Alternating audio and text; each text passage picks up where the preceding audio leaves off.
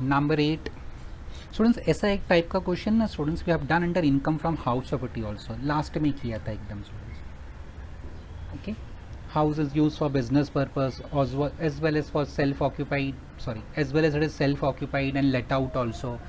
Okay, same वैसे ही question है ये.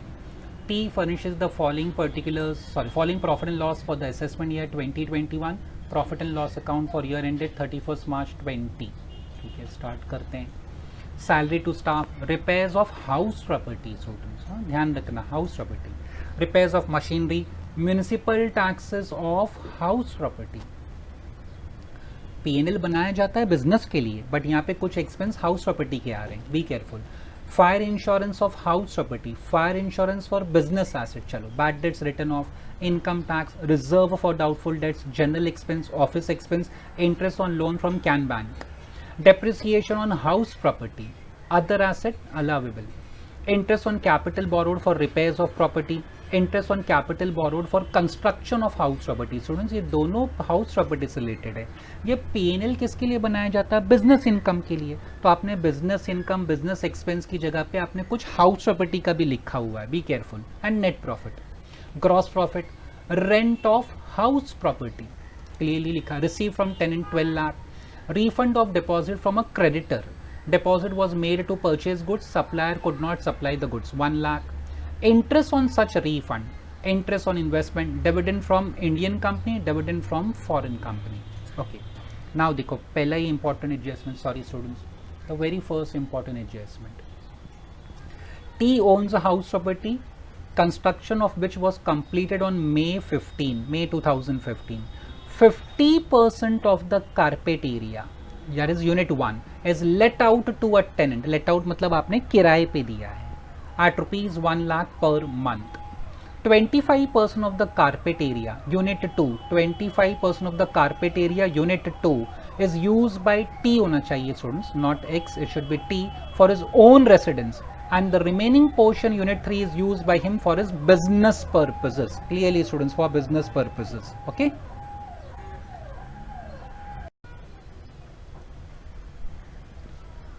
सो unit 2 students, income from house property में 3 बेसिक कंडीशन था.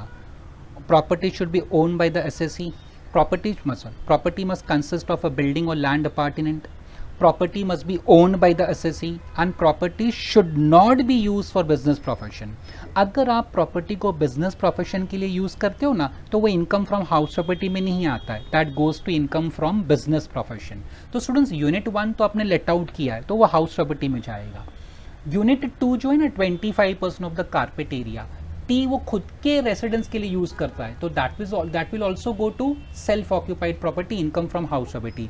Remaining portion unit 3 is use by him for his business purpose. तो जो unit 3 है ना, उसका कैलकुलेशन हम लोग इनकम फ्रॉम बिजनेस प्रोफेशन में करेंगे. तो यूनिट 1, यूनिट 2, प्रॉपर्टी एक ही है, आप ऐसा समझ सकते हैं, उसको 3 हिस्सों में डिवाइड किया, 3 भाग किया है उसका स्टूडेंट्स. ठीक है, one part is used for business and other 2 parts are let out and self occupied. So let out और self occupied जाएगा income from house property में, और the part which is used for own business, that is covered under income from business profession. ठीक है. Loan from Can Bank was for business purpose. However, interest of rupees 20,000 is yet to be paid. Yet to be paid मतलब outstanding. Office expense includes 25,000 paid in cash. Salary includes 10,000 paid to a relative. चलेगा, आप relative को salary पे करो, it's okay, but next क्या लिखा है, which is excess to the extent of 4,000. आप ज्यादा नहीं पे कर सकते उसको. Salary includes 10,000 bonus to employees yet to be paid. Yet to be paid मतलब outstanding. 50,000 leave salary yet to be paid, again outstanding. 75,000 contribution to employ welfare fund yet to be paid, so again outstanding. So तीनों outstanding है ये. Determine taxable income. Taxable income मतलब क्या, income from salary, house property, business profession, capital gain, other sources and deduction under section 80, उसको कहते हैं taxable income. Determine taxable income of T for the assessment year 2021 on assumption that he deposits on April 1st 2020 rupees 1,40,000 in home loan account scheme of National Housing Bank. Medical treatment expense of handicapped dependent brother 25,000, disability 85%. तो student solution से start करते हैं. There was taxable income, ध्यान रखना. ठीक है, तो 3 column बना लेते हैं, हमारे लिए अच्छा रहेगा. बट अगेन स्टूडेंट्स पहले mister T, previous year, assessment year, legal status, residential status कभी मत भूलना स्टूडेंट्स वो. Then computation of taxable income.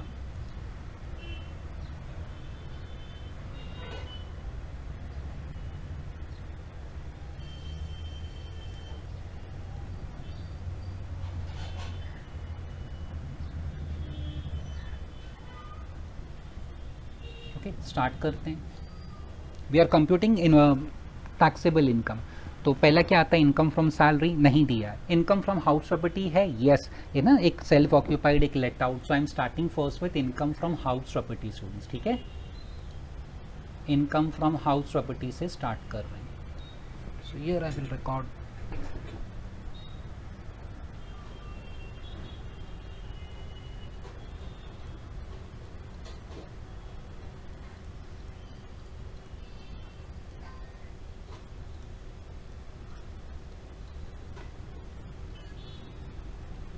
दो तरह की प्रॉपर्टी, एक तो स्टूडेंट्स यूनिट 1 है, clearly they have said let out. So मैं शॉर्ट में लिख रहा हूँ एलओपी, लेट आउट प्रॉपर्टी. ठीक है स्टूडेंट्स, अगर आपको याद हो, if you try to recollect, gross annual value, municipal value, fair rent, standard rent कुछ नहीं दिया है student. So why to waste time, आपको डायरेक्टली एक्चुअल रेंट दिया है तो वही लिखो ना स्टूडेंट्स. 1 लाख पर मंथ था स्टूडेंट्स. सो इनर कॉलम में मैं लिख रहा हूँ 12 लाख. सी कहाँ पे 1 लाख पर मंथ दिया है, एक तो यहाँ दिया है unit 1 50% of the carpet area is let out to a tenant at 1 lakh per month. और यही 1 लाख पर मंथ देखो rent of house property receive from tenant. Although it is income from house property, आपने गलत किया पीएनएल में लिखे, वो बाद में डिस्कस करेंगे when we go to income from business profession. अभी हम लोग इनकम फ्रॉम हाउस प्रॉपर्टी हैं. तो इनकम फ्रॉम हाउस प्रॉपर्टी कैसे सॉल्व किया जाता था, कीप दैट इन माइंड. वो टेक्निक पे खाली अभी सोचो, ये ट्रेडिंग पीएनएल के बारे में मत सोचो. That is income from business profession. Income from house property का एक फिक्स फॉर्मेट होता था, जीएवी, उसमें fair rent, municipal value, standard and actual rent, वो whichever is higher, lower, higher, minus municipal tax, less standard deduction, less interest on loan, pre construction interest, अगर आपको याद होगा तो. ठीक है, सो वही फॉर्मेट जैसा सोचो student. Forget now trading PNL, we are right now discussing income from house property. तो स्टूडेंट्स ये हो गया यहाँ पर एक्चुअल रेंट 1,20,000. अच्छा ये 50% area, better if I write bracket में लिख देता हूँ मैं, this is 50% of the area. हाँ okay, so actual rent done. इसमें से हम लोग क्या माइनस करेंगे, अगर म्यूनिसिपल टैक्स दिया है तो माइनस कर लो. चलो देखते हैं म्यूनिसिपल टैक्स कहीं था क्या, या एडजस्टमेंट तो नहीं है स्टूडेंट्स. ऊपर देख लो पीएनएल में कहीं दिया है, fire insurance, interest, depreciation, interest on capital borrowed. I don't think so कहीं भी आपको म्यूनिसिपल टैक्स, इनकम टैक्स है म्यूनिसिपल, हाँ यहाँ sorry municipal taxes of house property 25,000. Students क्या लिखा है, municipal tax of house property. They are not saying municipal tax of unit 1, unit 2, unit 3, ऐसा नहीं कहा है. हाउस प्रॉपर्टी मतलब ये तीनों यूनिट का टोटल है, तीनों यूनिट का total 25,000.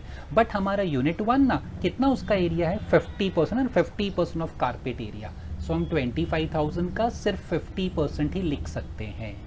So for your reference 25,000 for the simple reason that 25,000 they have clearly used the term municipal tax of house property. They are not saying only unit 3 के 2 के 1. house property मतलब तीनों unit का साथ में. so 50% कितना होगा 12,500. Students मैंने सॉरी पूरा 25 ही लिख दिया, आई एम सॉरी, 50% लिखना था,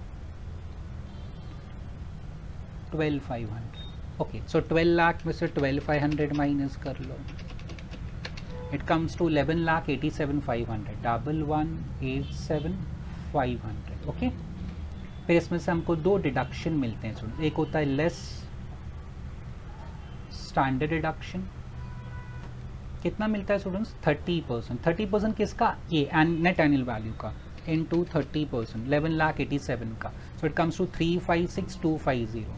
356,250. अच्छा दिस इज नोन एज, मैं लिखना भूल गया, इसको कहते हैं net annual value. Then students interest, एक प्री कंस्ट्रक्शन इंटरेस्ट होता है if it is given, assumption नहीं करना है, हमको देखना ही दिया है कि नहीं. प्री कंस्ट्रक्शन इंटरेस्ट, और दूसरा क्या होता है, एक interest on loan for repairs, है ना. Pre construction and current year interest, चलो ऐसा समझ लो, pre construction and current year interest. Okay, question में दिया है क्या, ढूंढते हैं. चलो it is given in P&L students, adjustment में नहीं मिलेगा आपको, P&L में मिलेगा. See here, interest on capital borrowed for repairs of property. Again students, repairs of property कहा है उन्हें, तो ये तीनों यूनिट का साथ में दिया है स्टूडेंट्स. तो मैं यहाँ पे लिख रहा हूँ 1,50,000 repairs of property. So 1,50,000, but unit 1 का एरिया कितना है 50%, तो मैं यहाँ पे सिर्फ 50% लिख सकता हूँ. सो 1,50,000 का 50% will be 75,000. And for let out property there is no restriction on amount of interest, जितना है आप पूरा लिख सकते हैं. वो सेल्फ ऑक्यूपाइड में 2 लाख का लिमिट एंड 30,000 का, not under let out students. और एक और था interest on capital borrowed for construction, this is pre construction 3 lakh. Again students आपको 50% ही मिलेगा, तो यहाँ पे 3 lakh into 50%.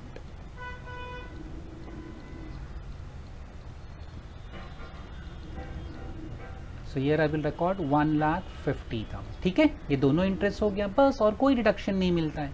So 11,87,500 minus 356,250 minus 1,50,000 and minus 75. So net answer पहला प्रॉपर्टी का 6,06,250. So this was unit number 1.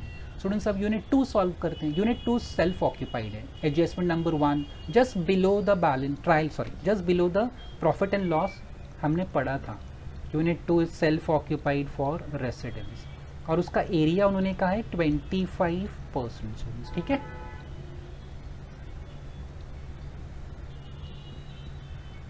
Unit 2 start करते हैं. स्टूडेंट सेल्फ ऑक्यूपाइड प्रॉपर्टी में इंपॉर्टेंट पॉइंट क्या है, उसका gross annual value net annual value हमेशा जीरो होता है. If you try to recollect gross annual value, fair rent zero, municipal tax दिया भी होता है तो हम लोग नहीं लिखते हैं. ठीक है, सी ईयर यहाँ लिखा था. Unit 1 is let out, then 25% of carpet area unit 2 is use by T for his own residence. तो सेल्फ ऑक्यूपाइड हो गया, तो ये सेल्फ ऑक्यूपाइड है, तो इसका स्टूडेंट ग्रॉस एनुअल वैल्यू हमेशा क्या रहेगा, जीरो ही रहेगा. म्यूनिसिपल टैक्स भी जीरो, डोंट रिकॉर्ड दैट, तो उसका नेट एनुअल वैल्यू भी जीरो होगा. We have done many questions based on this under income from house property. So जाने दो. फिर नेट एनुअल वैल्यू के बाद हम लोग क्या करेंगे, लेस. स्टैंडर्ड डिडक्शन नहीं मिलेगा, because standard deduction is 30% of NAV. NAV जीरो है आपका, तो स्टैंडर्ड डिडक्शन नहीं मिलेगा. हाँ, now come to pre construction interest, जो भी इसका होगा वो हम क्लेम कर सकते हैं. And there is one more, interest on repairs वगैरह उन्होंने कहा है. But be careful students, again ये 25% है. सो 1,50,000 into 25%, and this was 3 lakh interest था, और इसका एरिया है 25%. सो 3 लाख मल्टीप्लाई बाई 25% करेंगे ना students, so it comes to 75,000, and 1,50,000 into 25%, 37,500. So this is 75,000 and this is 37,500.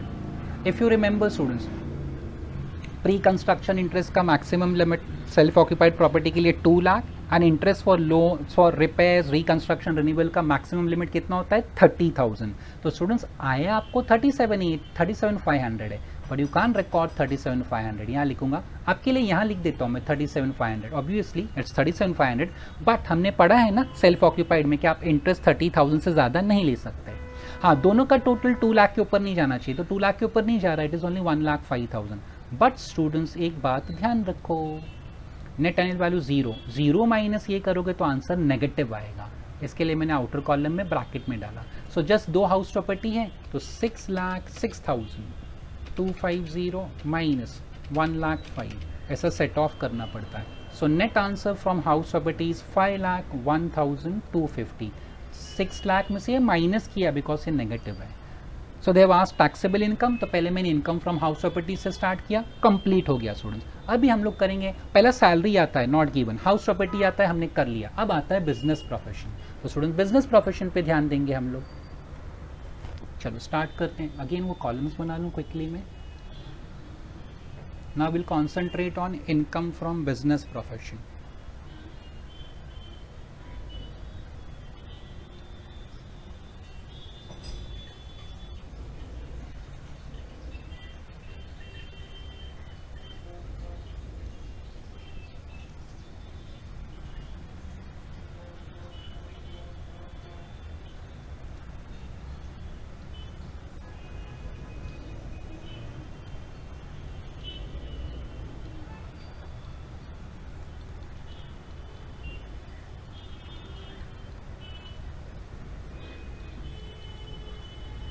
But they have given us profit and loss account. जब भी प्रॉफिट एंड लॉस दिया होता है तो we start profit and loss as per net profit as per net profit as per P&L account.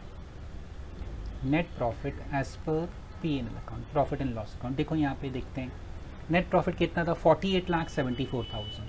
ठीक है, 48,74,000 second column में 48,74,000.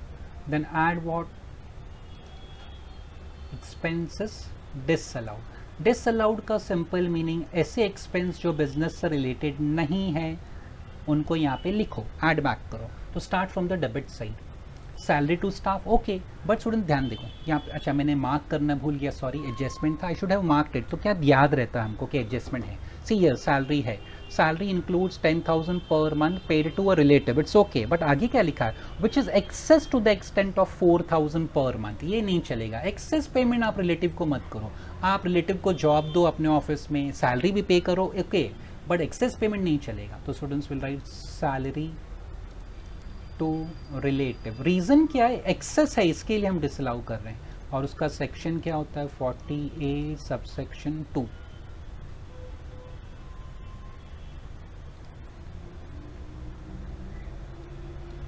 कितना एक्सेस पेमेंट किया उन्होंने 4,000 पर मंथ. सो 4,000 इंटू 12 करेंगे तो 48,000. चलो एक और एडजस्टमेंट है सैलरी का. Salary includes 10,000 bonus to employ yet to be paid. Yet to paid मतलब आउटस्टैंडिंग. ये बोनस सेक्शन 43B में आता है. If expenses outstanding it is disallowed. याद है, डिसअलाउड का मतलब ऐड बैक. हाँ, आपको एक और ऑप्शन होता है कि due date of filing of income tax return से पहला पे कर दिया तो अलाउड हो जाएगा. बट यहाँ पे ऐसा मेंशन नहीं किया है कि he clear the dues before that date, ऐसा मेंशन नहीं किया है. मतलब अभी भी आउटस्टैंडिंग है तो it will be disallowed. Same way leave salary भी सेक्शन 43B में आता है, ये थर्ड एक्सपेंस था. Same way 75,000 contribution to employer welfare fund भी 43B में आता है. और यहाँ पे भी yet to paid, yet to be paid, yet to be paid का है, मतलब आउटस्टैंडिंग है. तो आउटस्टैंडिंग होने की वजह से ये डिसअलाउड हो जाएगा स्टूडेंट्स. तो अगेन ये तीनों कहाँ पे है, सैलरी में है स्टूडेंट. तो सैलरी, रीजन क्या है हमारा, ये यहाँ पे सेक्शन 43B. ओके, तीनों का टोटल एक साथ में लिख लेता हूँ. 10 plus 50 60, 60 plus 75 135.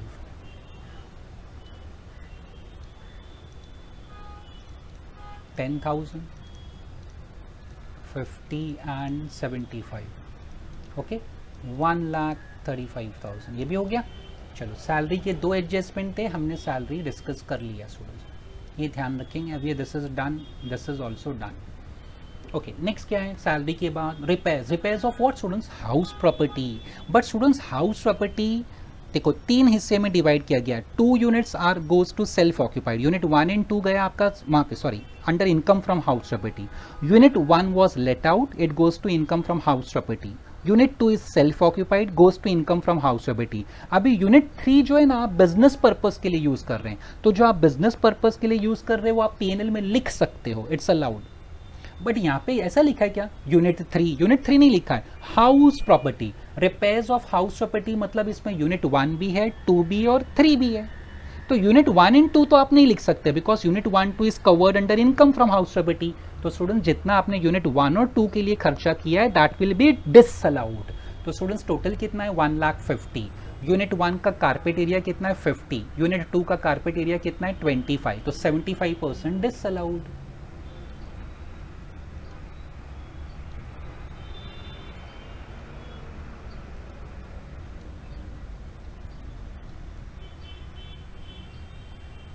Repairs of house property.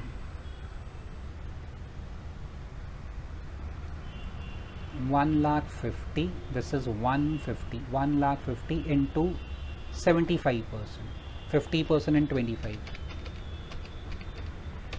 It comes to 1,12,500, 1,12,500. Again I will repeat students. देखो यहाँ क्या लिखा है, repairs for house property. When I से हाउस प्रॉपर्टी मतलब it is unit 1, unit 2, unit 3.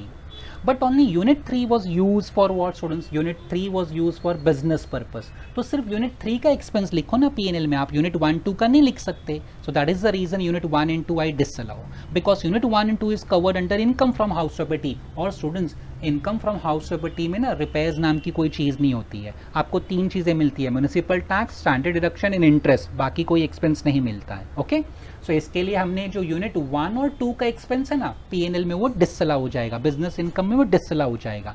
3 रहने देंगे क्योंकि 3 is related to business. Machinery, repairs to machinery, okay. Now municipal taxes of house property, again house property है ना, तो unit 1 2 3 तीनों साथ में, तो unit 1 2 will be disallowed because it is covered under income from house property. Unit 3 चलेगा, यहीं पे रहने दो, तो यूनिट 1 एंड 2 को हम लोग डिसअलाउ कर देंगे। यूनिट 1 2 मतलब 75% students, so I will write municipal tax 25,000 they have given us, multiply with 75%, it comes to 18750.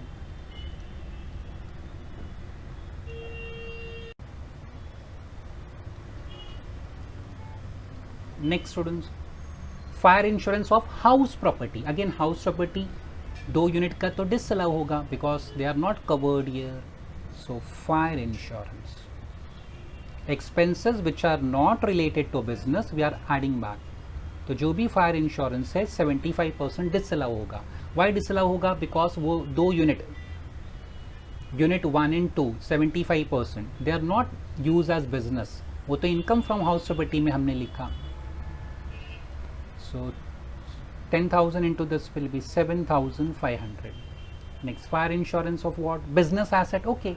Bad debts written off, okay. Income tax हमेशा डिसअलाउड होता है, और रिजर्व भी हमेशा, प्रीवियस क्वेश्चन मैंने बताया था, रिजर्व भी हमेशा disallowed. So income tax 1 lakh and reserve for doubtful dates दोनों डिसअलाउड होगा।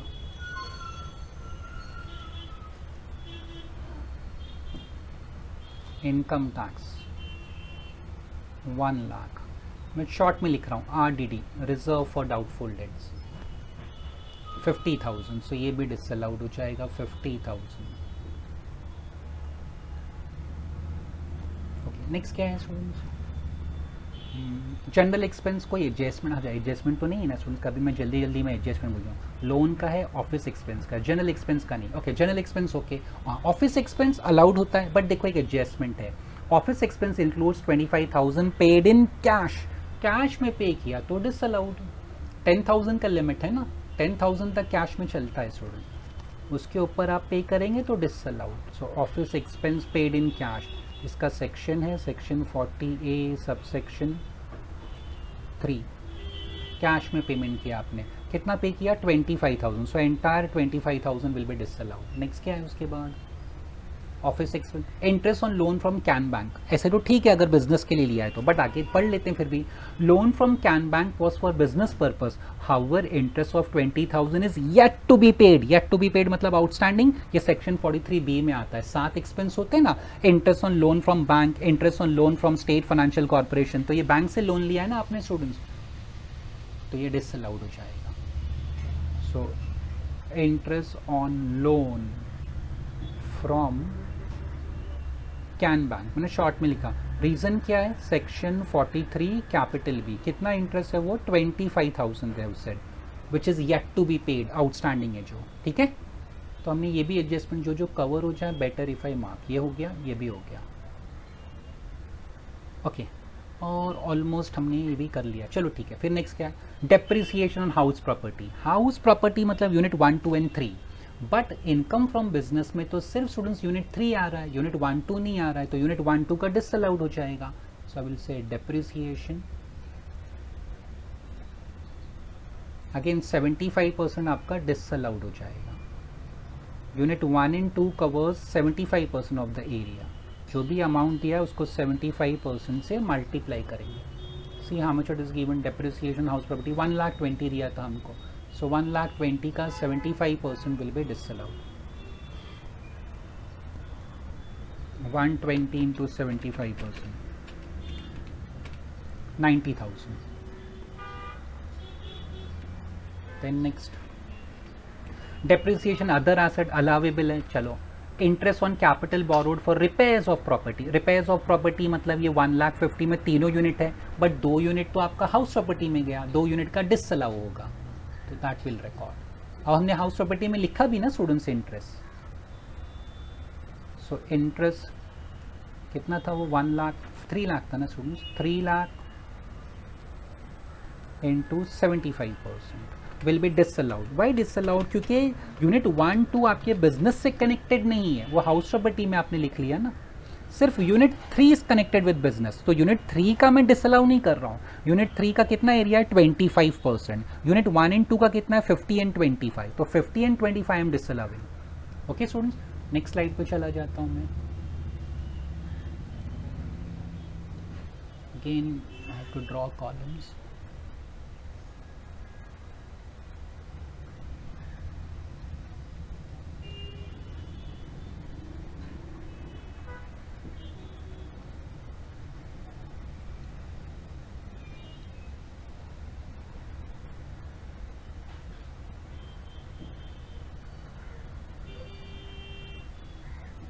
ओके तो अभी ये क्या डिसअलाउड करना है हमको?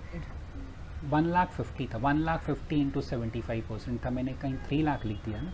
चलो 3 लाख भी 75% वैसे भी डिसअलाउ करना है. दिस वाला, ये 3 लाख वाला वो पहले लिख दिया. Okay it's the same thing. So now I will write interest on capital borrowed for repairs.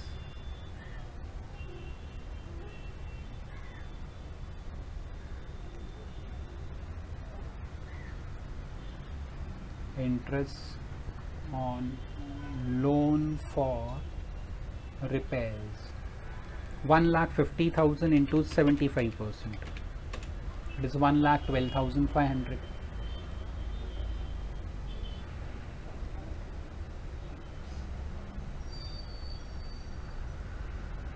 So debit side done हो गया.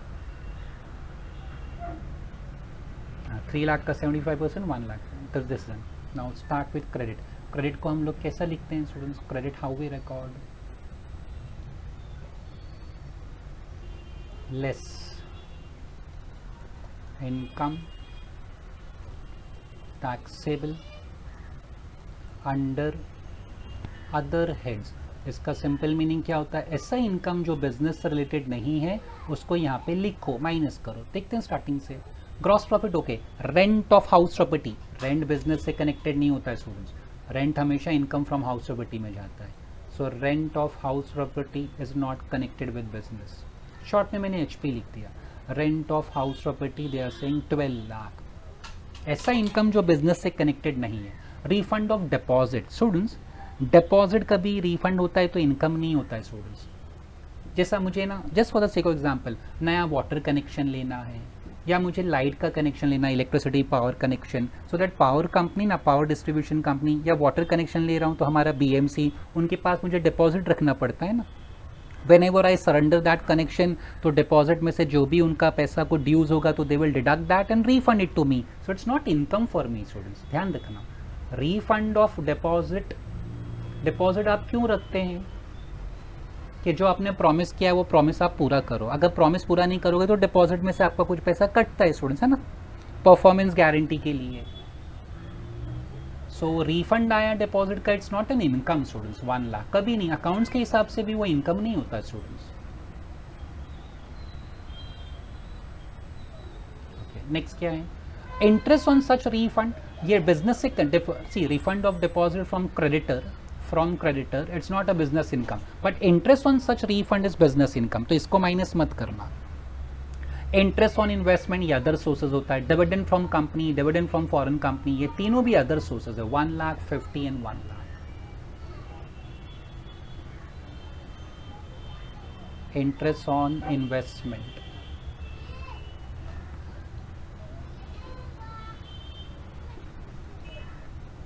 1 lakh.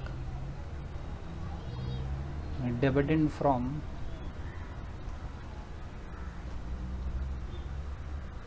Indian company. How much students dividend from Indian company? 50. Dividend from foreign company 1 lakh. So जो income business से connected नहीं है हमने सबको minus कर लिया. That's all. There is nothing else credit side. Total में बाद में करता हूँ स्टूडेंट्स, यहाँ तक तो हो गया ना. चलो टोटल कर ही लेते हैं ना, कुछ एडजस्टमेंट तो बचा नहीं. सो पहले यही साइड का total. It is 12 lakh plus 1 lakh, फिर 1 lakh, 50 and 1 lakh. 15 lakh 50 is this total 1 5. अब आ जाओ इधर,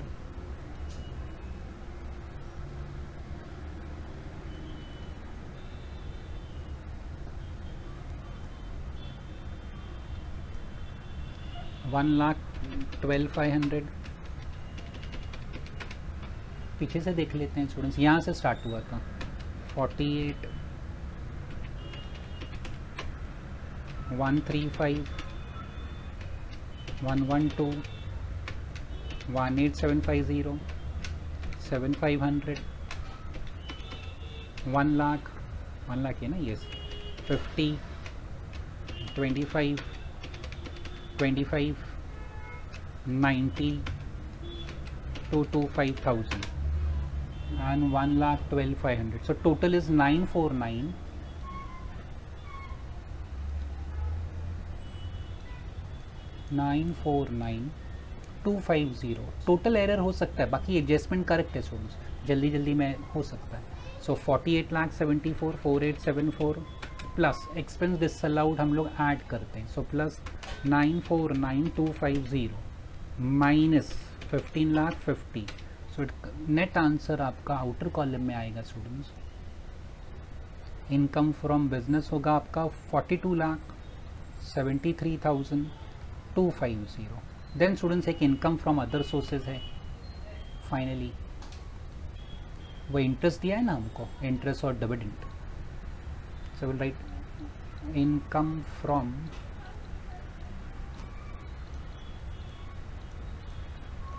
other sources.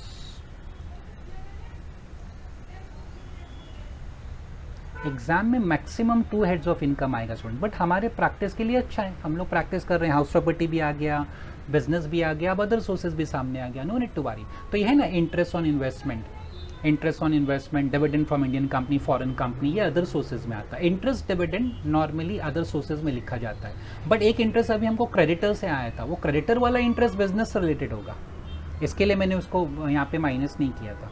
So like interest on investment. कितना interest on investment they have said students? 1 lakh.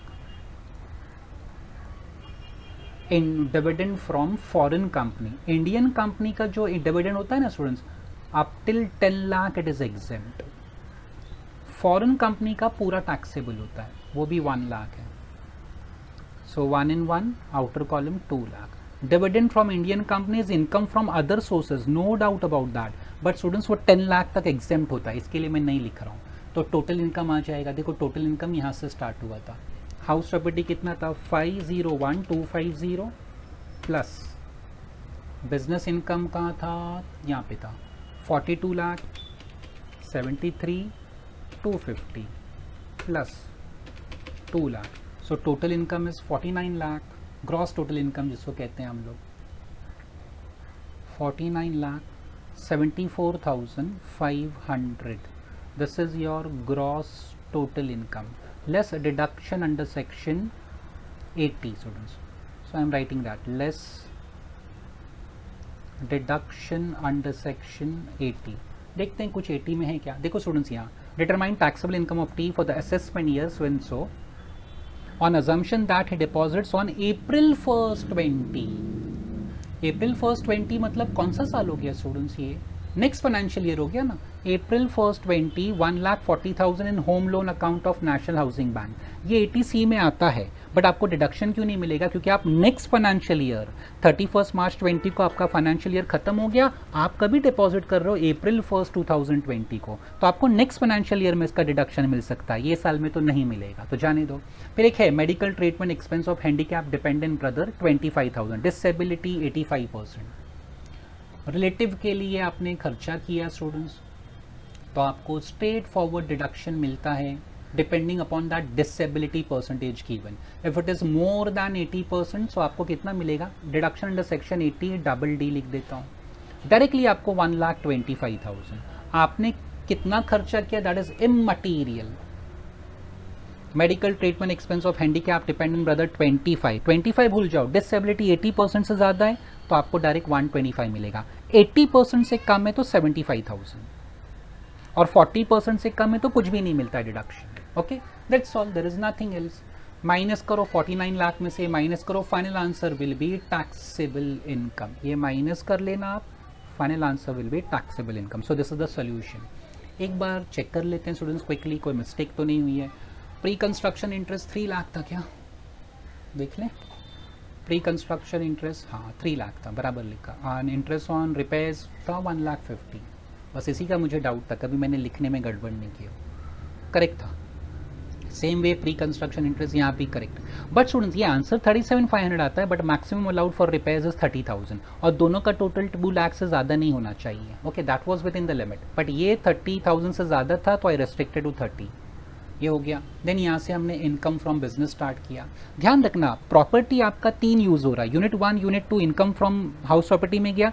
Unit 3 का एक्सपेंस विल बी अलाउड, तो वो मैंने ऐड बैक नहीं किया. ये 75% का मतलब क्या, I am adding back expense of unit 1 and unit 2, 50%, 25%, तो वो डिसअलाउ किया मैंने 75%. नेक्स्ट स्लाइड फिर ये था हमारा. ये माइनस करना, जो भी फाइनल आंसर आएगा that will be your taxable income and there is nothing else. So आपके रेफरेंस के लिए मैं लिख देता हूं स्टूडेंट्स,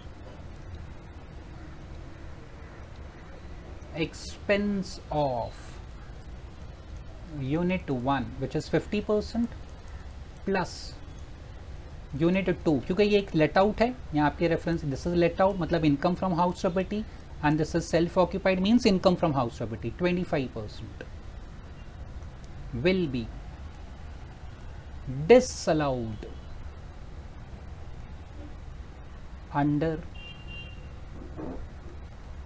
income from business. इसके लिए मैंने 75% वहाँ पे डिसअलाउ किया. This was the only important point.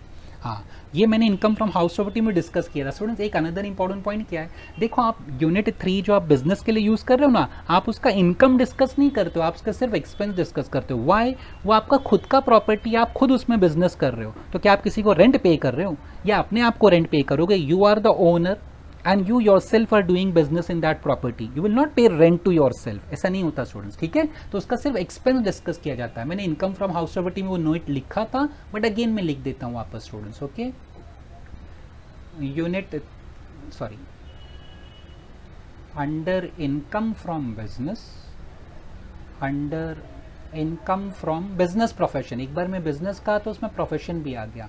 Under income from business profession only expense of unit 3 are discussed. ठीक है स्टूडेंट्स, इनकम की बात नहीं करते हो, खाली उसका एक्सपेंस देखो, उतना अलाउ कर दो. तो 25% अलाउड था, 75% disallowed because unit 1 2 you utilise for your as a house property. So this was the entire solution. Again यहाँ से स्टार्ट हुआ house property, then we went for business profession, ये था. देन वी वेंट फॉर वही business profession, income from other sources. हाँ, dividend from Indian company, वो मैं लिख देता हूँ. आपको चैप्टर जब आप पढ़ोगे इनकम फ्रॉम अदर सोर्सेज, जब आपके सामने आ जाएगा, सॉरी डिविडेंड फ्रॉम, वहाँ पे सेक्शन में डिस्कस कर लेंगे students. Indian company is exempt till ₹10 lakh, 10 lakh तक आपका डिविडेंड एग्जेम्प्ट होता है स्टूडेंट्स. ओके,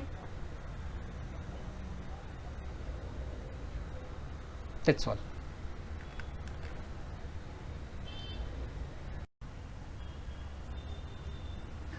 Number 10,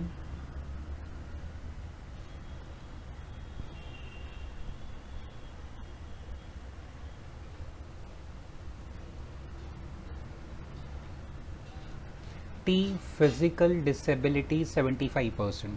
जिसका हमको इनकम कैलकुलेट करना है ना, that person himself is handicap, तो ये सेक्शन 80U में आता है स्टूडेंट्स. इसको डिडक्शन मिलेगा.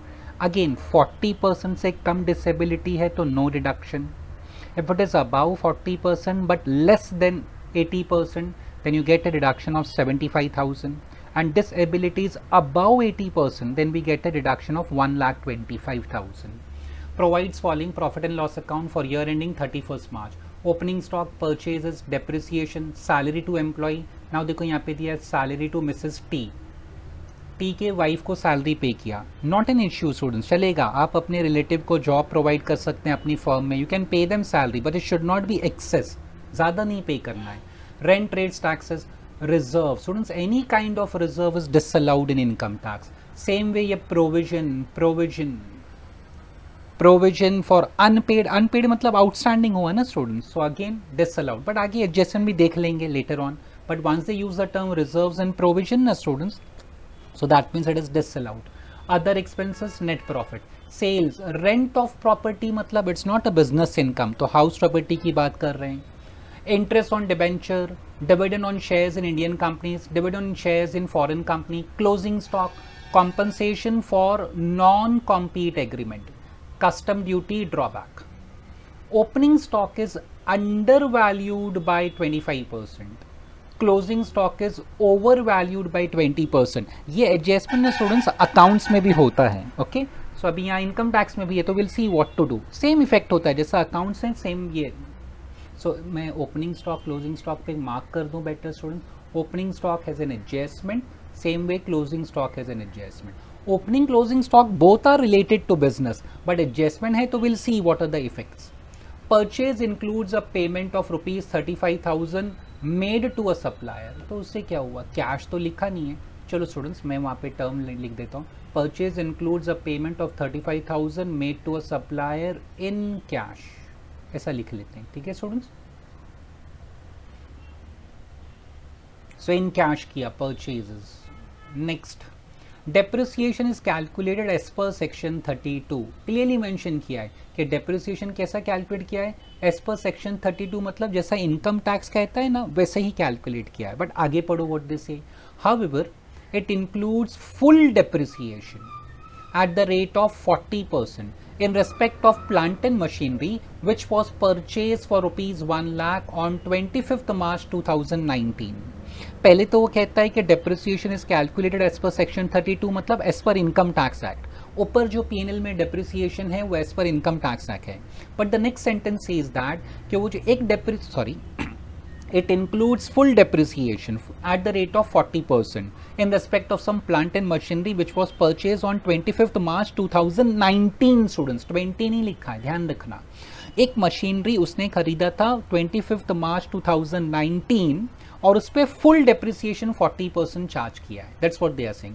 And used only for only 160 days during the previous year 1920. Current year में ये मशीन सिर्फ 160 डेज यूज हुआ है. ओके, सो डेप्रिसिएशन से रिलेटेड भी एक एडजस्टमेंट है. उसका इफेक्ट सब बाद में डिस्कस करेंगे students. I put a mark over there. Mrs. T was employed with another company before joining T's business and was paid a salary of 1,50,000. अभी हम उनको सैलरी कितना दे रहे हैं, ये टी अपने फॉर्म में वाइफ को सैलरी कितना दे रहा है, 2,50,000. बट पहले जहां वो काम करती थी वहां पे she use to receive only 1,50,000, तो इसका भी एडजस्टमेंट है. इफेक्ट्स बाद में देखेंगे. Purchase includes 10,000 paid as compensation to a supplier. Students purchase में ये इंक्लूडेड है, 10,000 paid as compensation to a supplier. So again purchase से रिलेटेड एक और एडजस्टमेंट आ गया. So will see later on क्या करना है. Rent rates and taxes includes 40,000 on account of municipal taxes for property let out. तो स्टूडेंट्स ये रेंट रेट टैक्सेस का इससे रिलेटेड एडजस्टमेंट है. ठीक है, ध्यान रखना. It's related to house property which is let out, मतलब बिजनेस से रिलेटेड नहीं है. Clearly municipal taxes for property let out. Determine net income of T for assessment year so and so. He deposits 1,60,000 in PPF, Public Provident Fund account. Public Provident Fund account is covered by section 80C. तो solution से start करते हैं students हम.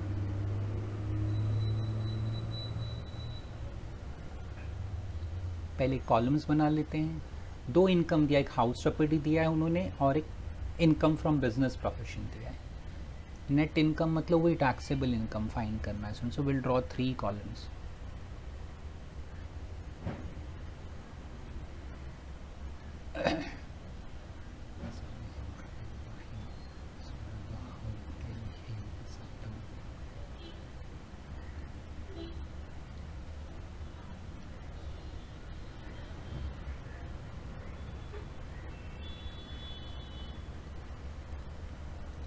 You have to write the name, previous year, assessment year, legal status, residential status, भूलना नहीं students, you have to record all those things.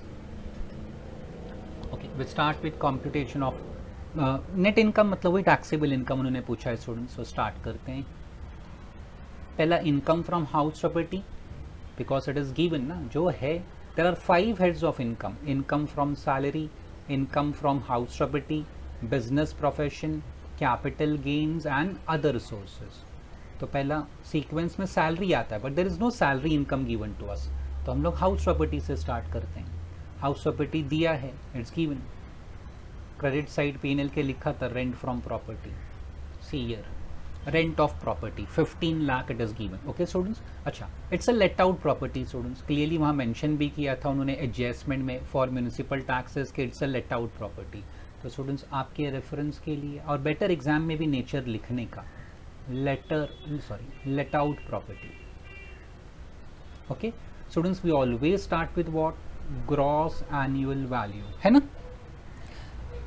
So under that students we write fair rent, municipal value, अगर आपको याद हो तो. Then whichever is higher, then compare with standard rent whichever is lower, then compare with actual rent whichever is higher. ऐसा ही होता था ना students. तो students see here municipal value, fair rent कुछ नहीं दिया है, तो I am directly recording GAV लिख के gross annual value, and what I will do, I will directly record actual rent. Because see वो म्यूनिसिपल वैल्यू वगैरह नहीं दिया है, so no need to write, all those things will be 0 ना. तो क्यों टाइम वेस्ट करना, हम लोग डायरेक्टली ऐसे कर लेंगे. So it is 15 lakh students. Actual rent P&L में आपको क्रेडिट साइड पे दिया था 15 lakh. Than less what students, municipal tax करते हैं हम लोग लेस, वो एडजस्टमेंट में दिया है स्टूडेंट. सी लास्ट में था rent, rates and taxes includes 4000 account of municipal taxes paid for municipal taxes for house property let out. So 4000,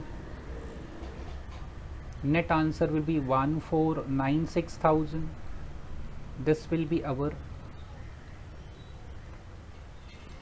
net annual value. Then students, less standard deduction, हमेशा fix होता है 30%. 30% of what students, net annual value 14,96,000 का. It is 4,48,800, 448,800. Student there is no interest. हमने entire question सब कुछ पढ़ा है, वहाँ पे कोई pre construction interest, interest for repairs, reconstruction कुछ भी नहीं दिया था. सो students final answer will be 1,047,200. So income from house property एकदम आसान था. नेक्स्ट सीक्वेंस में आता है इनकम फ्रॉम बिजनेस, वो भी दिया है स्टूडेंट्स. ऑब्वियसली जब P&L अकाउंट दिया है तो that means there is income from business. So मैं शॉर्ट में खाली लिख देता हूँ income from business. Actually we write income under the head profits and gains of business profession. ऐसा पूरा वो एक टर्म है स्टूडेंट्स. सो शॉर्ट में मैंने लिख दिया income from business. Okay, whenever they give us students what, P&L account, so we always start with net profit as per profit and loss account. तो हमको नेट प्रॉफिट कितना दिया था, ये it is 45,28,000, 4528,000. So I'm recording to the second column 4528,000. Then what we say, add expenses disallowed. Students इसका simple सा meaning क्या है, ऐसे एक्सपेंस जो आपके बिजनेस से रिलेटेड नहीं है उनको सबको ऐड बैक कर दो. ओके, सो एक्सपेंस मतलब debit side of P&L. So one by one will read all those things and we'll decide if it is related to business, ignore. Not related to business है तो हमको add back करना पड़ेगा. Okay, so opening stock is actually related to business students, no doubt about that, but because of adjustment now we have to think once again, वापस से decide. Actually it is related to business, we know that opening stock, but because of adjustment फिर से हम सोचेंगे related है कि not related है. Opening stock is undervalued. Students accounts में हमने सीखा है stock cannot be overvalued or undervalued. जो उसका correct value है वो बताओ. स्टॉक कैसे वैल्यू किया जाता है, ओपनिंग कॉस्ट और market price which ever is lower, उसमें आप अंडर वैल्यूएशन ओवर वैल्यूएशन नहीं कर सकते, मतलब इन्फ्लेट करके डिफ्लेट करके वैल्यू बढ़ा के भी नहीं लिख सकते हैं, कम करके भी नहीं लिख सकते इन अकाउंट्स ऑल्सो। तो सेम वे इनकम टैक्स में भी this is not allowed students. तो आपने ओपनिंग स्टॉक अंडर वैल्यू किया है तो आपने गलत किया, तो उसको प्रॉपरली वैल्यू करना पड़ेगा स्टूडेंट्स। तो ओपनिंग स्टॉक देखेंगे अगर प्रॉपरली वैल्यू करते हैं तो हमको ऐड करना पड़ता है कि minus. Students opening stock debit side पे है, ट्राई टू अंडरस्टैंड दिस, हाँ समझने की कोशिश करो।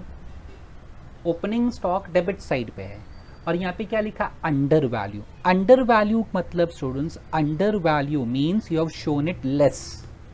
ये है ना, opening stock is actually not 1 lakh, आपने कम बताया है, मतलब the real value of opening stock is more than 1 lakh. Again I repeat, opening stock is under valued. Under valued का मतलब कि आपने कम बताया है। So this amount given to us is 1 lakh, the value of opening stock is not the correct answer, actually it is more than 1 lakh, क्योंकि आपने under value कम करके उसको लिखा है तो आपने गलत किया। अच्छा, ये डेबिट साइड है स्टूडेंट, डेबिट साइड मतलब एक्सपेंस। अगर आप एक्सपेंस कम लिखते हो, आपने अंडर वैल्यू किया, मतलब you are showing opening stock less than the actual value, जो उसका एक्चुअल वैल्यू से है उससे कम लिखा आपने। सो डेबिट साइड पे अगर एक्सपेंस आप कम लिखते हो तो आपका प्रॉफिट क्या हो जाता है स्टूडेंट्स, बढ़ जाता है ना। If you show less expenses then the actual तो आपका प्रॉफिट ज़्यादा है, तो प्रॉफिट ज़्यादा है तो स्टूडेंट मतलब आपको टैक्स भी ज़्यादा आएगा ना पे करने को। तो पहली बात तो अकाउंटिंग वाइज, टैक्स वाइज छोड़ दो, अकाउंटिंग वाइज सोचते हैं। एक्सपेंस आपने कम दिखाया, गलत किया, ज़्यादा भी दिखाना गलत है students. Whatever actually you have spend incurred, that's what we record in P&L account ना। अब अगर मैंने कोई एक्सपेंस 10,000 खर्चा किया है तो I must write 10,000, I can't right 9,000 और 11,000। कम भी मत बताओ, ज़्यादा भी मत बताओ, जितना खर्चा किया, इनकर किया, पे किया, that amount should be recorded. तो अभी ओपनिंग स्टॉक आपने कम बताया ना students, this is less than the actual value, तो आपको ये वैल्यू क्या करना पड़ेगा, बढ़ाना पड़ेगा, है ना, आपको थोड़ा वैल्यू बढ़ाना पड़ेगा। तो see what I am doing, मैं यहाँ पे नेक्स्ट स्लाइड पे इसका वर्किंग बना रहा हूँ स्टूडेंट्स, ओपनिंग स्टॉक का। Okay, so what they have said, opening stock is under valued. So students, if opening stock उसका एक्चुअल वैल्यू अगर 100 है तो आपने उसको अंडर वैल्यू किया। अंडर वैल्यू कितने से किया students, 25%। So under value minus होगा। So this is what is shown in your P&L statement. Profit and loss statement में, प्रॉफिट एंड लॉस अकाउंट में आपने 1 लाख दिखाया ना, but it is under valued students. तो अगर एक्चुअल वैल्यू 100 है तो आपने उसको 25% कम बताया, तो you have shown only 1 lakh in your P&L। So 1 lakh into 25 divide by 100। So students ये आंसर होगा, sorry once again, I am sorry 1 lakh into 25 divide by 75। ठीक है students, so this answer 25 will be, आप क्रॉस मल्टीप्लाई करो, 33,300, 33.333 आएगा। Cross multiply 1 lakh into, आपके reference के लिए लिख दो, ऐसे किया मैंने, 1 lakh into 25 upon 75। Okay, so we get this answer 33,333। मतलब आपने इतने से कम बताया था तो अभी आपको वैल्यू बढ़ाना पड़ेगा students. Now you have to increase the value by 33,333। अब इंक्रीज क्या कर रहे हो आप, ओपनिंग स्टॉक कर रहे हो ना, तो ओपनिंग स्टॉक बढ़ाओगे स्टूडेंट्स, बिकॉज आपने जो यहाँ पे वैल्यू दिखाया दिस इज रॉन्ग ना। हमने फाइंड किया कि एक्चुअली 33,000 आपने कम बताया, अप्रॉक्सली 33, but it is actually 33,333। So you have shown your opening stock value less than the actual value, तो अभी आपको बढ़ाना पड़ेगा, आपको एक्चुअल वैल्यू पे उसको लाना पड़ेगा। So when you bring it at actual value 33,000 से इंक्रीज करोगे तो ओपनिंग स्टॉक का वैल्यू बढ़ा रहे हो, मतलब डेबिट साइड बढ़ा रहे हो। डेबिट साइड बढ़ाओगे तो एक्सपेंस बढ़ रहा है, एक्सपेंस बढ़ेगा तो प्रॉफिट कम होगा। प्रॉफिट कम होना means this should be deducted from profit, expense disallowed में वो ऐड नहीं होगा। अगेन आई रिपीट स्टूडेंट्स, अब स्टूडेंट्स नॉर्मली हम लोग क्या सोचते हैं, एक्सपेंस डिसअलाउड मतलब जो बिजनेस से रिलेटेड नहीं है वो ऐड बैक करो, करेक्ट है स्टूडेंट्स। ना opening stock is related to business, I am not saying it is not related, related to business है, बट आपने कुछ अकाउंटिंग एरर किया है स्टूडेंट्स। इनकम टैक्स आपको ओपनिंग स्टॉक लिखना अलाउड करता है on debit side, income tax never stops you. Okay, important point क्या है कि ओपनिंग स्टॉक आपने कम बताया है, so you have to bring it to the actual value. Actual value पे लाने के लिए I have made the calculation, I got 33,000, इतना वैल्यू मुझे बढ़ाना पड़ेगा। So if I have to increase the value of opening stock by 33,000, so debit side 33 से बढ़ेगा तो obviously profit कम होगा ना, profit कम होना मतलब profit से minus होगा students. So please note, I won't write opening stock यहाँ पे, जब हम less में आएंगे ना बाद में less में, वहाँ पे opening stock हम लोग deduct करेंगे. तो students मैं यहाँ पे लिख देता हूँ आपके reference के लिए, this what we have to do, less, ये हमको minus करना है students, ठीक है, ये less करना है, ये minus होगा, ऐड नहीं होगा. We have to increase value of opening stock, okay, by 33,333, which means debit side है ना, डेबिट साइड ऑफ P&L ना, जिसको हम एक्सपेंस भी कह सकते हैं, increases. Therefore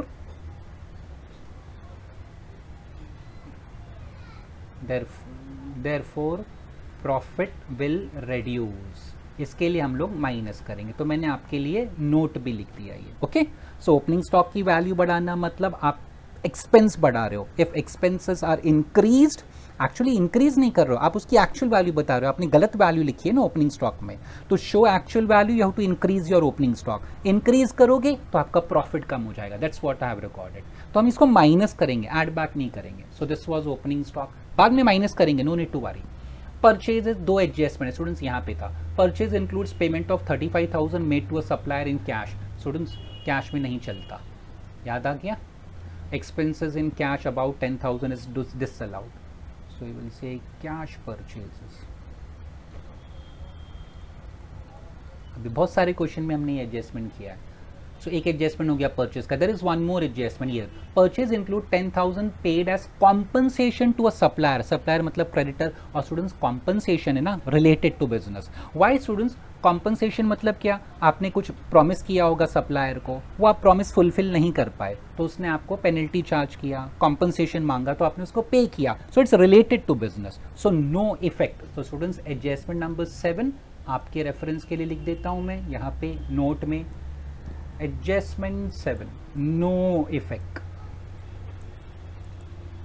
related to business. ये होता है ऐसा बिजनेस में, आपने कुछ कमिटमेंट किया था सप्लायर को कि मैं आपसे इतना गुड्स खरीदूंगा या टाइम पे पेमेंट करूंगा, what ever the commitment, you couldn't fulfil that commitment, तो कॉम्पनसेशन आपको पे करना पड़ा, एज ए पेनल्टी पे करना पड़ा. ओके, कॉम्पनसेशन पे किया ना स्टूडेंट्स, तो it is related to business, क्योंकि आप सप्लायर को, क्रेडिटर को पे कर रहे हो, इट्स रिलेटेड टू बिजनेस. ठीक है. सो परचेज का दो डेप्रिसिएशन. नाउ व्हाट दे से, डेप्रिसिएशन ध्यान से देखना. फर्स्ट दे से डेप्रिसिएशन एज पर सेक्शन 32. तो स्टूडेंट्स अगर यहाँ तक लिखा है ना, that means this depreciation is correct, this depreciation is correct and no effect. But later on what they say, first line के हिसाब, सॉरी फर्स्ट सेंटेंस के हिसाब से this depreciation amount is correct. So I must not read further अगर वहां तक दिया है तो, but there is one more sentence, तो उसको भी पढ़ लेते हैं. However, it includes full depreciation at the rate of 40% in respect of plant and machinery, which was purchased for rupees 1 lakh on March 25, 2019. Students, again working note में आ जाता हूँ. This is adjustment number क्या है? Adjustment number के साथ में लिखता हूँ. Adjustment number 4 है students ये. बेटर आपके रेफरेंस के लिए अच्छा रहेगा ना. Adjustment number 4. एक प्लांट खरीदा, कब खरीदा स्टूडेंट्स? 25 मार्च 19. स्टूडेंट्स 25 मार्च 19 मतलब कौन सा प्रीवियस ईयर है ये?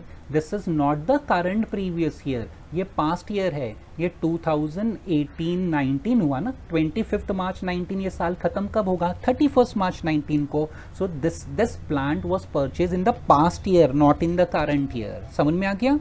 They have clearly said na, plant purchase on 25th March 19. So 25th March 19 lies in the previous year 18-19. हमारा current previous year तो 19-20 है. Okay.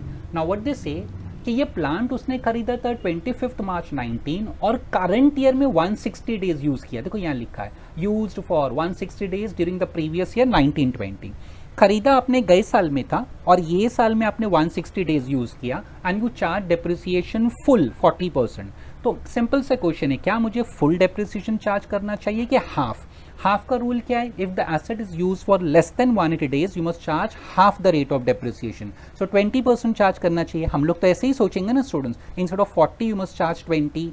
बट स्टूडेंट्स उसने कुछ गलत नहीं किया, फुल चार्ज किया, करेक्ट किया. Because that rule, half the rate का रूल, प्रीवियस क्वेश्चन में भी मैंने ये एडजस्टमेंट किए हैं, नोट्स में भी लिखा है, very first question of this chapter में भी मैंने डिस्कस किया था. This rule of 180 days is applicable only in the year of acquisition. जिस साल आप एसेट खरीदते हो ना, उसी साल 180 days काउंट करने का. तो आपने उस कौन से साल में खरीदा था स्टूडेंट्स? 1819. तो अगर 1819 में if you use for less then 180 days then you must charge half the rate. Next year onwards मतलब 1920, 2021, 21, 22 मतलब जिस साल खरीदा उसके बाद से no need to count number of days. फिर भले आप 1 दिन यूज करो, 2 दिन यूज करो, 4 दिन यूज करो, 100 दिन यूज करो, 300 days यूज करो, you have to charge full rate of depreciation. Once again I repeat, asset खरीदा गया 25 मार्च 19 मतलब प्रीवियस ईयर 1819. तो 1819 मतलब ये पास्ट ईयर हुआ. अब उसने क्या किया? करंट ईयर में, they are talking about current year students. Current year में, करंट ईयर मतलब 1920, हमारा करंट प्रीवियस ईयर है 1920. ठीक है, ये साल में एसेट कितना दिन यूज किया? 160 days.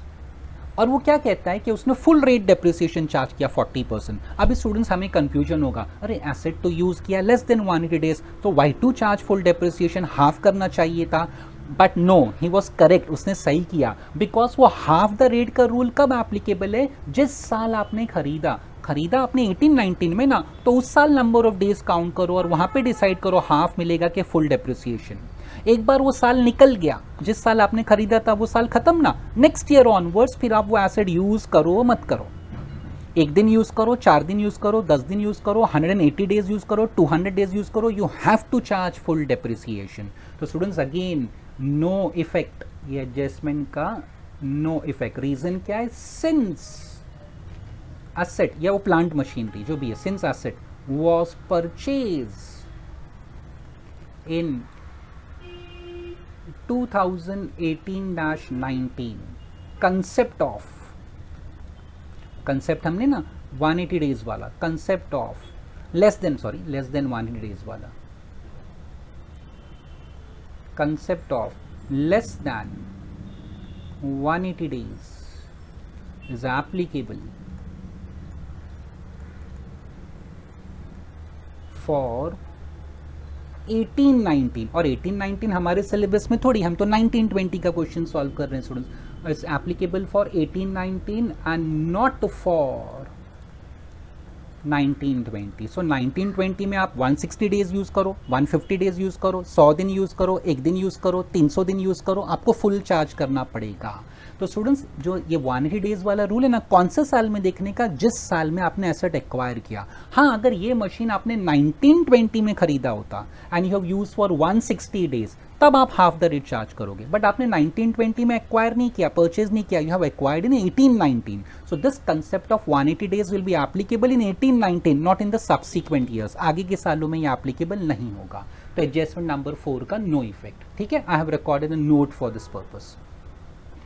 नेक्स्ट स्टूडेंट्स, चलो depreciation done. Salary to employees okay. Salary to Mrs T, adjustment देखो यहाँ पे, salary includes, I am sorry, अच्छा सैलरी से भी रिलेटेड है, सैलरी मैंने मार्क नहीं किया था, अभी कर देता हूँ, सैलरी से भी रिलेटेड है. Salary includes 25,000 paid in cash, नहीं चलेगा स्टूडेंट्स, है ना, कैश पेमेंट नहीं चलता. About 10,000 it is not allowed. तो सैलरी इन कैश, क्लियरली उन्होंने टर्म का है ना, इन कैश. So 25,000 disallowed. अब सैलरी टू मिसेस टी, उसका भी एडजस्टमेंट था. Mrs T was employed with another company before joining T's business and was paid salary of 1,50,000. Husband का business join करने से पहले she was working with some other firm और वहाँ पे उनको सैलरी 150 मिलता था. बट हस्बैंड का फर्म में उनको कितना मिल रहा है? 2,50,000. दैट मीन्स हस्बैंड का फर्म उनको एक्सेस पे कर रहा है. Not allowed students. जो आपके सर्विस का वैल्यू है उतना ही पेमेंट करना चाहिए. बाहर आप किसी फर्म में काम करो तो आपको 1,50,000 मिल रहा है, हस्बैंड का फर्म में यू आर गेटिंग 2,50,000. सो वो excess will be excess salary to Mrs. T. How we got this? 2,50,000 minus 150. If she works with other firm, वहाँ पे उसको 150 मिला. तो why husband is paying her excess? तो वो that will be disallowed students, ठीक है। नेक्स्ट ये भी हो गया। Rent rates and taxes, rent rate and taxes include 4000 on account of municipal taxes of property let out not related to business, that is the reason. क्यों मैं इसको add back करूंगा, क्योंकि ये रेंट रेट किससे रिलेटेड था, for property let out. तो आपने पीएनएल में क्यों लिखा, rent for property, rent rate taxes, sorry not rent,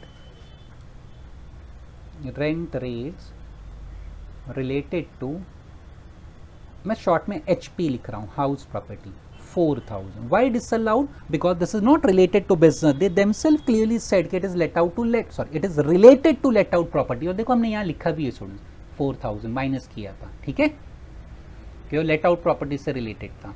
तो you can record in your PNL account. PNL account में क्या आना चाहिए, बिजनेस का इनकम, बिजनेस का एक्सपेंस। हाउस प्रॉपर्टी सैलरी थोड़ी PNL में होना चाहिए, ठीक है। नेक्स्ट चलो, अभी स्टूडेंट मैंने कहा ना रिजर्व, प्रोविजन, प्रोविजन ये सब अलाउड नहीं होता, हमेशा डिसअलाउड। उसका कोई एडजस्टमेंट दिया भी नहीं है तो वो डिसअलाउड ही रहेगा। हो सकता था बाद में एडजस्टमेंट वो लोग कहते कि नहीं he paid certain amount, but nothing is set, तो मतलब आज भी वो अनपेड है सब। अनपेड मतलब outstanding, sorry students.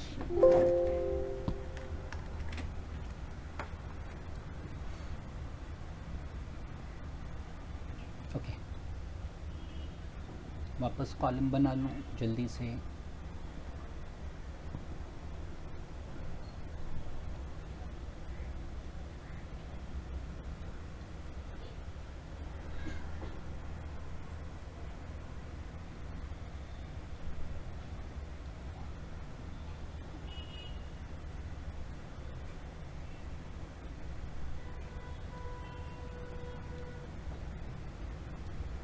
So I will add back all those items. क्या क्या था उसमें स्टूडेंट्स, एक था reserve for bad debts,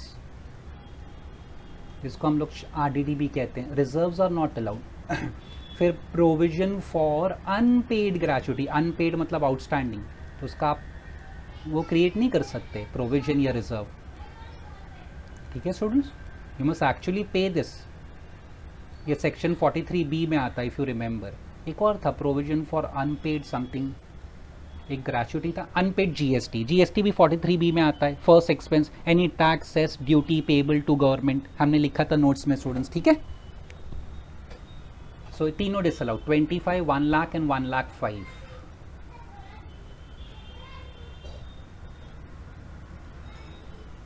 25,000, 1 lakh and 1,05,000। This is provision for unpaid GST, क्योंकि आउटस्टैंडिंग इसके लिए मैंने डिस्कल किया। और रिजर्व्स तो चलता ही नहीं है, रिजर्व्स प्रोविजन इनकम टैक्स में नहीं चलता student. Other expense okay and there is no adjustment for that, ठीक है स्टूडेंट्स। तो ये डेबिट साइड पूरा हो गया ऑलमोस्ट, बट ओपनिंग स्टॉक का एडजस्टमेंट बाकी है, वो जो हमको माइनस करना है, मैंने स्टार्टिंग में डिस्कस किया ना स्टूडेंट्स, ओके वो बाकी है, ध्यान रखना। So now we go to the credit side. Credit side के लिए टोटल में बाद में करूंगा स्टूडेंट। क्रेडिट साइड के लिए हम लोग क्या लिखते हैं, लेस, सॉरी बार बार ही क्यों हो रहा है ऐसा,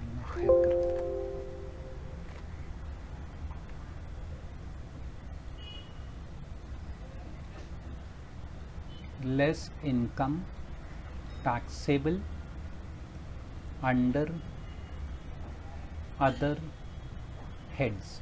इसका सिंपल मीनिंग क्या है स्टूडेंट, ऐसा इनकम जो बिजनेस से रिलेटेड नहीं है ना उसको माइनस कर दो, as simple as that. Okay, तो स्टार्ट करते हैं स्टूडेंट। सेल्स बिजनेस रिलेटेड होता है। रेंट ऑफ प्रॉपर्टी, भाई ये प्रॉपर्टी है, बिजनेस से रिलेटेड नहीं है, तो ये माइनस करना पड़ेगा हमको। रेंट ऑफ प्रॉपर्टी 15 लाख, और वो हमने हाउस प्रॉपर्टी में लिखा भी स्टार्टिंग में, rent of property 15 lakh. Okay, next interest on debenture. Students interest dividend ज़्यादातर सब अदर सोर्सेस में जाता है, ओके तो ये 1,25,000, 10, 50, 5 लाख ये सब आपको माइनस करना पड़ेगा, because these are not related to business. Interest on debentures,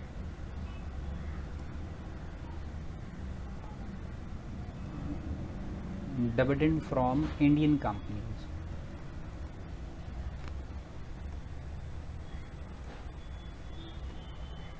dividend from foreign company, this is given as 10,50,000 दिया ही है, ये कितना दिया था 5 लाख, और इंटरेस्ट कितना था स्टूडेंट्स, इंटरेस्ट वाज 1,25,000 है ना, 125. So here we'll record 1,25,000. Okay, next students, closing stock related to business, but students उसका एक एडजस्टमेंट है, तो चेक कर लेते हैं. Closing stock is over valued by 20%. Again students, stock ना ओवर वैल्यूड होना चाहिए ना अंडर वैल्यूड, तो एक्चुअल वैल्यू है वो दिखाओ अकाउंट्स में. ऑडिट में हम कहते हैं ना ट्रू एंड फेयर वैल्यू, जो आपका एक्चुअल है वो दिखाओ, ना बढ़ाओ ना उसको कम करो, ना घटाना है ना बढ़ाना है, ना इंक्रीज करना है ना डिक्रीज करना है. तो यहाँ पे आपने क्या किया, ओवर वैल्यूड मतलब ज़्यादा बता दिया, गलत किया. तो पहले उसका हम वर्किंग कर लेते हैं students. Will go here, over valued है स्टूडेंट्स, को ध्यान रखना, ठीक है. सो इफ क्लोजिंग स्टॉक 100, तो आपने इसको ओवर वैल्यू किया ना, तो ऐड किया उसमें आपने कितना 25% का है क्या, 20 students, 20 sorry, it is 20%.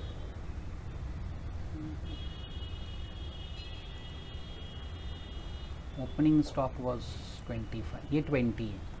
So students 100 का 20% will be 20. So over valued मतलब आपने ऐड किया. सो दिस अमाउंट इज नोन, ये हमें दिया है, ये हमको किस में दिया है, अपना ट्रेडिंग P&L में.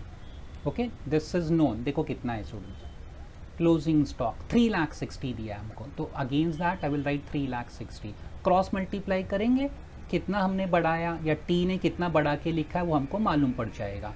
3,60,000 into 20 upon 100. So see how much we get, 3,60,000 into 20 divide by 100. Students, it is 72,000. Sorry, divide by 120. Sorry. 3,60,000 मैंने गलत लिखा. Students, we are 3,60,000 into 20 upon 120 लिखना चाहिए. Sorry students, मैंने 100 लिख दिया.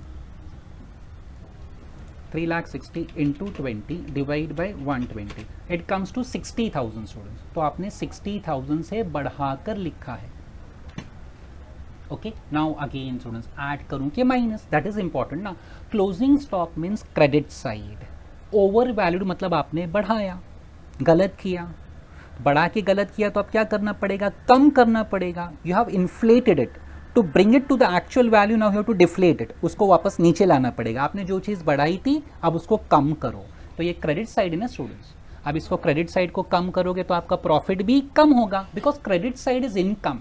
इनकम रेड्यूसेस सो प्रॉफिट भी रेड्यूस होगा, तो ये लेस होगा स्टूडेंट्स. ठीक है, तो ये लेस करेंगे, बट इसमें नहीं लिखेंगे स्टूडेंट्स, ये हेडिंग में नहीं लिखेंगे हम लोग, उसको बाद में ओपनिंग क्लोजिंग स्टॉक साथ में लिखेंगे स्टूडेंट्स. ठीक है, यहाँ नहीं लिखते हैं अभी, बट ध्यान रखना ओपनिंग क्लोजिंग स्टॉक का एडजस्टमेंट बाकी है. Compensation for non compete agreement, student section 28 में हमने पढ़ा था, this is income from business, it is related to business, तो प्लीज इसको माइनस मत कर देना. What we are deducting, those incomes which are not related to business. Non compete agreement मैंने एक्सप्लेन किया था सेक्शन 28 में, बिजनेस से रिलेटेड होता है. Same way custom duty drawback business से रिलेटेड होता है, तो please refund of custom duty, excise duty हमने पढ़ा था, transfer of import licence, transfer of duty, replacement certificate, वो सब मैंने बताया था ना कि that is related to business. तो प्लीज़ ये दोनों को माइनस मत करना, ये बराबर ही है, बिजनेस से रिलेटेड है. तो स्टूडेंट्स ऑलमोस्ट खाली एक बार मैं एडजस्टमेंट चेक कर लूँ क्विकली. हाँ, ये कर लिया है हमने, बट उसका इफेक्ट्स देना बाकी है. थर्ड भी हमने किया, फोर्थ भी किया, ये पेड इन कैश भी किया, टी वॉज एम्प्लॉयड, हाँ डन, परचेज इंक्लूड सप्लायर, और ये भी हो गया. बट अभी ओपनिंग क्लोजिंग स्टॉक बाकी है, तो फाइनली वो रिकॉर्ड कर लेते हैं स्टूडेंट्स. ओपनिंग स्टॉक भी हमें माइनस ही करना था, हमने डिस्कस किया ना. सो स्टूडेंट्स यहाँ पे मैं लिखता हूँ, sorry. So actually opening closing stock ही इंपॉर्टेंट था स्टूडेंट्स. यहाँ पे लेस ओपनिंग स्टॉक, उसको आपने अंडर वैल्यू किया था. अब स्टूडेंट्स क्या सोचने लगते हैं ना, कि closing stock less closing stock over value. Students अब आप सोचते हो अरे अंडर वैल्यू को भी माइनस कर रहे हैं, ओवर वैल्यू को भी माइनस, ऐसा मत सोचना स्टूडेंट. मैंने कैसा एक्सप्लेन किया, opening stock is recorded on debit side, आपने उसको अंडर वैल्यू किया मतलब कम बताया, गलत किया. You must show the actual value ना. तो अब अंडर वैल्यू मतलब कम है, तो एक्चुअल वैल्यू पे ज़्यादा जाने के लिए आपको वैल्यू बढ़ाना होगा. From under value to go to the actual value you have to increase the value of opening stock. तो ओपनिंग स्टॉक का वैल्यू बढ़ाओगे तो डेबिट साइड बढ़ेगा. डेबिट साइड बढ़ेगा मीन्स एक्सपेंस बढ़ रहा है. एक्सपेंस बढ़ रहा है मतलब प्रॉफिट कम होगा. इसके लिए मैं यहाँ पे माइनस कर रहा हूँ. And how I explain closing stock. Closing stock क्या है, क्रेडिट साइड है 3,60,000. ये आपने क्या किया, ओवर वैल्यू गलत किया. अब ओवर वैल्यू से आपको एक्चुअल वैल्यू पे आना है, मतलब वैल्यू कम करना पड़ेगा from over value to actual value. तो जब आप कम करोगे तो क्रेडिट साइड है, क्लोजिंग स्टॉक का वैल्यू कम करना. क्रेडिट साइड मतलब इनकम, इनकम को कम करना मतलब प्रॉफिट भी कम होगा. इसके लिए दोनों का इफेक्ट ऐसा आ रहा है. सो ऐसा सोचा जाता है. I am thinking in point of view of our accounting students, not income tax. Accounts के हिसाब से प्रॉफिट पे क्या फर्क पड़ेगा, what is the impact on the profit. तो दोनों वजह से हमारा प्रॉफिट कम हो रहा है इसके लिए. And answer we have already calculated student. देखो यहाँ हमने ये 33,333 लिखा था. ओके और क्लोजिंग स्टॉक शायद नेक्स्ट स्लाइड पे था 60,000. सो वो रिकॉर्ड कर लेते हैं. 5 × 3 33,333 opening stock and this is 60,000. अब हम लोग टोटल करते हैं स्टूडेंट्स. ठीक है, यहाँ से टोटल करना है हमको प्रीवियस स्लाइड से. ये ना 10,000 फ्रॉम ईयर विल स्टार्ट. ये expense 10,000 plus 25 plus 1 lakh plus 4. Okay 1,39,000 हो गया. फिर इसके बाद क्या है, plus 25 plus again 1 lakh plus 1,05,000. तो स्टूडेंट इसका टोटल आ रहा है 3,69,000. वापस चेक कर लूँ, मुझे कुछ डाउट लग रहा है. चलो 10,000 25 1 लाख प्लस 4, ये तो 139 है करेक्ट. नेक्स्ट स्लाइड पे 25 एंड 2,05,000 दोनों कर. सो 3,69,000 टोटल है स्टूडेंट्स. 369. एक्सपेंस जो डिसअलाउड हुए उसका टोटल मैं बात कर रहा हूँ यहाँ तक 369. ठीक है. नेक्स्ट अभी इसका टोटल करेंगे स्टूडेंट्स. ये जो less income taxable under other heads उसकी बात कर रहा हूँ मैं. ठीक है, दिस वन. इसका टोटल पहला 15 lakh plus 125 plus 10,50,000 plus 5 lakh. It is 31,75,000. 3175. Last 33,333 and 60,000. तो 90,000 समथिंग हो जाएगा. तो सिंपल सा टोटल है स्टूडेंट्स. 93,333 ये हो गया लेस 93,333. अब स्टूडेंट्स वापस ये प्रॉफिट है 45,28,000. एक्सपेंस डिसअलाउड हमको क्या करना है, ऐड. वो हमने टोटल ऑलरेडी फाइंड करके रखा है स्टूडेंट्स. सॉरी स्टूडेंट्स, हमने टोटल यहाँ पे फाइंड किया. देखो 3 lakh plus 3,69,000 minus 3,175 minus 93,333. So final answer income from businesses. क्या इश्यू हो जाता है, अल्लाह खैर करो.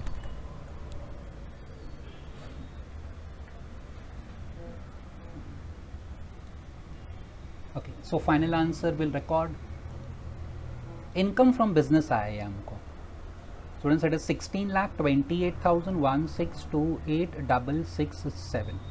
नाउ इसके बाद होता है income from other sources students. वो दिया है देखो इनकम, एक इनकम है अदर सोर्सेज का. एग्जाम में again they will ask maximum 2 heads of income. हम बहुत से क्वेश्चन में क्या कर रहे हैं students, 3 heads of income discuss कर रहे हैं just for the simple reason अच्छा है हमारा प्रैक्टिस होता रहे स्टूडेंट. एग्जाम में आपको मैक्सिमम 2 हेड्स आएगा, बिजनेस सैलरी, बिजनेस प्रोफेशन या business other sources. Just 2 heads of income आता है. सी ईयर वी हैड, यहाँ पे भी लिखा हुआ है देखो ये interest on debenture. It's an income from other sources ना. तो मैं इनकम फ्रॉम अदर सोर्सेज उसके अंदर लिख रहा हूँ interest on debenture. This is 1,25,000. आप ये PNL से भी कॉपी कर सकते हो बट यहाँ ऑलरेडी हमारे सॉल्यूशन में है.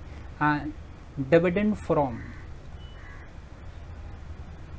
इंडियन कंपनी स्टूडेंट्स कितना, ये 10,50,000 बट मैं यहाँ पे सिर्फ 50,000 लिखूंगा. प्रीवियस एक क्वेश्चन में आया था, मैंने कहा था up till 10 lakh dividend from Indian companies exam. अब स्टूडेंट्स एक थोड़ा सा इश्यू क्या है, नेक्स्ट स्लाइड पे वर्किंग नोट आ गया तो इसको जंप करके 5th पे भी वर्किंग नोट है बट यहाँ स्पेस है तो अभी मैं यहाँ कर देता हूँ उसको. ये अभी हमारा एक्चुअल आंसर में, sorry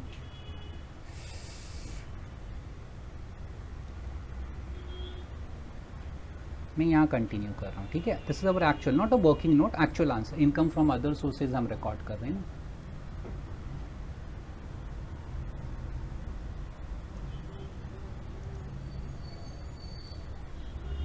dividend from Indian company is exempt up till 10 lakh students. फिर उसके बाद एक डिविडेंड फ्रॉम फॉरेन कंपनी भी दिया है स्टूडेंट्स, वो पूरा टैक्सेबल होता है। Dividend from foreign company, amount they have given us 5 lakh. मैंने सब सेकेंड कॉलम में लिखा था अमाउंट्स, तो student see here 1,25,000 plus 50 plus 5 lakh. देखो dividend from foreign company 5 lakh था, it was not a business income, तो बिजनेस से तो माइनस किया, करेक्ट किया, करना भी चाहिए, बट अदर सोर्सेज तो है ना वो स्टूडेंट्स। तो ऐसा मत सोचना कि सर वहाँ से माइनस कर रहे हैं फिर वापस क्यों लिख रहे हैं। Those incomes which are not related to business, वो तो हमको माइनस करना ही है, वहाँ से माइनस करो और देखो कहाँ जा सकता है, it can go to other sources ना, so you have to record. हो गया students, now there is nothing else. अब हम सब इनकम का टोटल सी ईयर, ये इनकम फ्रॉम हाउस प्रॉपर्टी है 10,47,200 प्लस नेक्स्ट स्लाइड पे income from business 16,28,667 plus last यहाँ पे 6,75,000, so your total income is 33,50,867 33,50,867। This is known as gross total income. अगर आपको कोई डिडक्शन लेना है सेक्शन 80 में, अगर है तो ले लो, दिया है तो, less deduction if they have given us, if it is asked we must record it because they have asked net income। देखते हैं, एक ही डिडक्शन था स्टूडेंट्स लास्ट में, आई थिंक सो। या डिटरमाइन नेट इनकम है, डिपॉजिट 1,16,000 पीपीएफ अकाउंट, तो ये आपको 80C में मिलता है। सो ये will write 80C contribution to PPF या deposit in PPF, contribution to public provident fund। Students कितना कंट्रीब्यूट किया 1,60,000, बट अगर आपको याद हो तो 80C का लिमिट कितना होता है, और सॉरी स्टूडेंट्स मैंने रुपी का सिंबल बना दिया, और 1,50,000 विच एवर इज लेस, तो ऑब्वियसली 150 लेस है तो आउटर कॉलम में 150 आएगा। नाउ स्टूडेंट्स एक डिडक्शन आपको मिलेगा सेक्शन 80U में। Why will get that deduction? For the simple reason, देखो यहाँ पे क्या लिखा था, टी फिजिकल डिसेबल 75%। स्टार्टिंग में मैंने बताया था जब क्वेश्चन रीड किया था students, at that stage itself I said कि the person for whom we are calculating the income ना, इफ ही और she himself is handicap you can claim a deduction under section 80U। तो यहाँ पे मैं लिख देता हूँ 80 कैपिटल U। कितना मिलेगा उसका डिसेबिलिटी? 75% है, less than 80%, so he can claim deduction of 75,000 only. And final answer will be your taxable income. हो गया। So 33,50,867 minus 1,50,000 and minus 75,000, it comes to 3,12,5,867। हाँ, एक हमने डिविडेंड इंडियन कंपनी का नहीं लिखा, उसका note, dividend from Indian company is exempt till ₹10 lakh। Okay students, यहाँ पे देखो अदर सोर्सेज में I recorded only 50,000। Why 10 lakh is exempt? 10 lakh 50 में से 10 लाख एग्जेम्प्ट हो गया तो 50,000 टैक्सेबल, बट बिजनेस में पूरा माइनस करना, बिकॉज PNL में they have given us 1050 which is not related to business, तो यहाँ से माइनस पूरा 1050 होगा, बट अदर सोर्सेज में जब लिखेंगे तो 10 लाख एग्जेम्प्ट हो जाएगा, 50,000 will be only taxable. So solution यहाँ से स्टार्ट हुआ था स्टूडेंट्स, हाउस प्रॉपर्टी बिजनेस, ये भी यहाँ तक पूरा बिजनेस है। Okay, opening closing stock students, profit पे क्या इंपैक्ट होता है, from that point of view we have to think student, ध्यान रखना। ऐसा मत सोचना कि अंडर वैल्यू ओवर वैल्यू दोनों का सर ने इफेक्ट लेस क्यों दिया, अगर एक लेस है तो दूसरा ऐड होना चाहिए। अकाउंटिंग स्टूडेंट्स ऐसे ही सोचते हैं हम लोग कि अंडर वैल्यू लेस है तो ओवर वैल्यू ऐड होना चाहिए, नॉट दैट वे। प्रॉफिट पे इंपैक्ट क्या है, दोनों की वजह से आपका प्रॉफिट कम होने वाला है, सो आई डिडक्टेड। देन अदर सोर्सेज यहाँ से स्टार्ट था। हाँ, ये मैंने वर्किंग नोट बनाया, ओपनिंग क्लोजिंग स्टॉक उसके लिए, ये भी ओपन स्टूडेंट्स वर्किंग नोट है, this is was for closing stock and this was the final answer, taxable income. Okay, we are starting with number 11.